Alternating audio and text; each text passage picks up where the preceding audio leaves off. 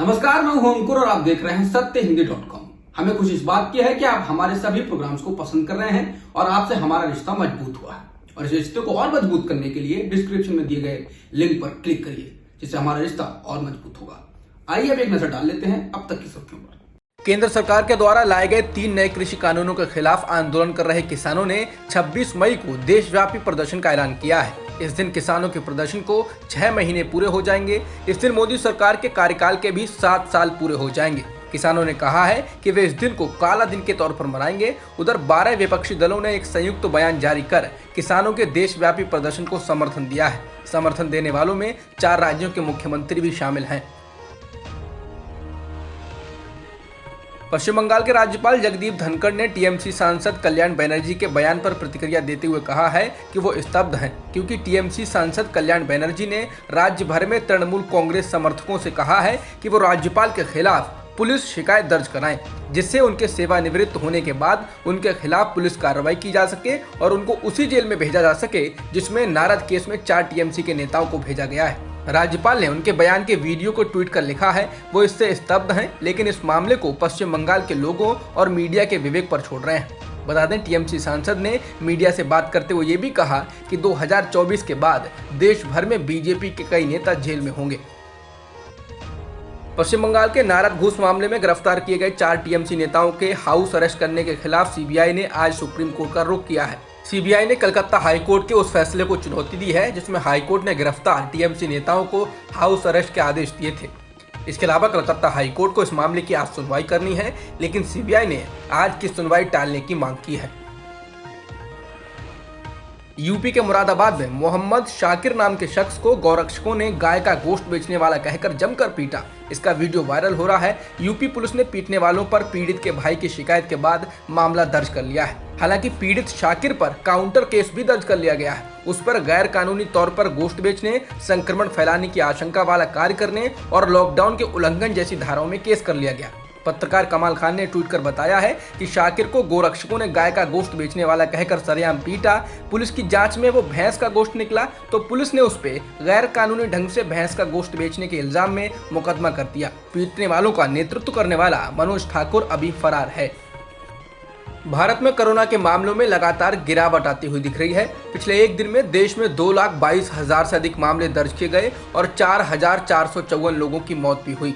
इस दौरान देश में 19,28,000 से अधिक टेस्टिंग की गई। वहीं अब देश में कुल संक्रमितों का आंकड़ा 2,67,52,000 के पार हो गया है और मृतकों की कुल संख्या 3 लाख को पार कर 3,03,000 से अधिक हो गई है।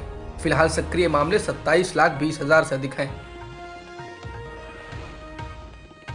दिल्ली में 31 मार्च के बाद पहली बार ऐसा हुआ है कि एक दिन में 2,000 से कम मामले दर्ज किए गए हों। पिछले एक दिन में दिल्ली में 1649 कोरोना संक्रमण के मामले मिले हैं और 189 लोगों की जान गई है।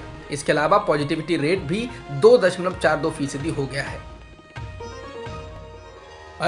दिल्ली के मुख्यमंत्री अरविंद केजरीवाल ने कहा है कि वैक्सीन बनाने वाली कंपनी फाइजर और मॉडर्ना ने राज्यों को वैक्सीन बेचने से इनकार कर दिया है। उन्होंने कहा है वो सीधे केंद्र से ही बात करेंगे। जिसके बाद केजरीवाल ने केंद्र सरकार से अपील की है कि वो वैक्सीन खरीद कर राज्यों को बांटें।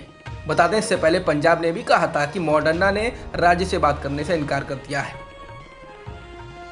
वैक्सीन की कमी होने के बाद कई राज्यों द्वारा इसको लेकर ग्लोबल टेंडर निकाला गया। हालांकि बिहार सरकार ने इसके उलट फैसला किया है। बिहार के स्वास्थ्य मंत्री मंगल पांडे ने संकेत दिए कि बिहार सरकार ग्लोबल टेंडर नहीं निकालने जा रही है। एनडीटीवी से बात करने के दौरान जब टेंडर ना निकालने को लेकर सवाल किया गया तो उन्होंने कहा, देखो दूसरे राज्यों ने ग्लोबल टेंडर निकाले हैं और क्या नतीजा निकला है।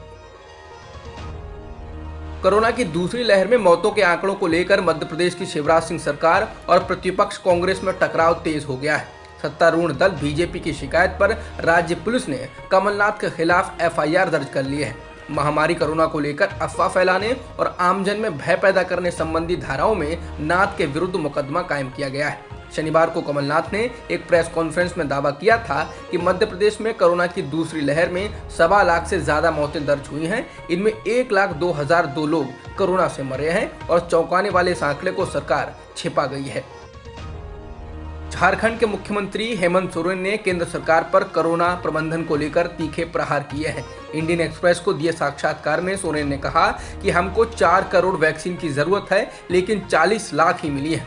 सभी ऑक्सीजन प्लांट्स पर केंद्र ने खुद के अधिकारियों को नियुक्त किया है, वो ही ये तय करते हैं कि चीजें कहां जानी चाहिए।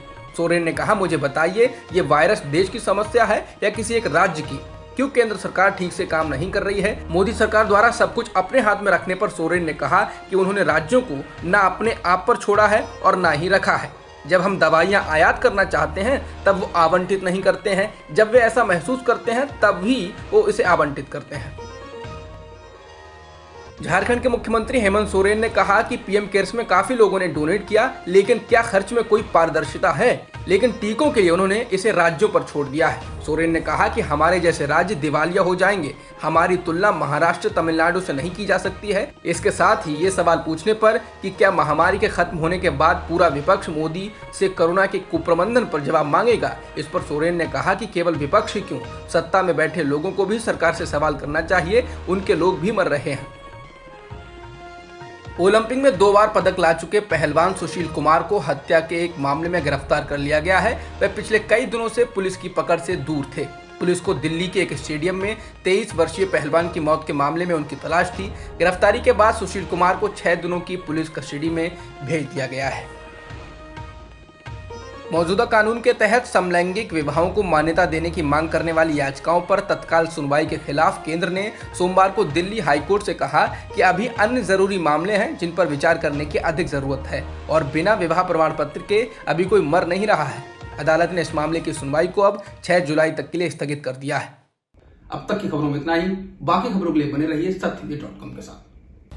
सत्य हिंदी का ऐप डाउनलोड करें गूगल प्ले स्टोर पर।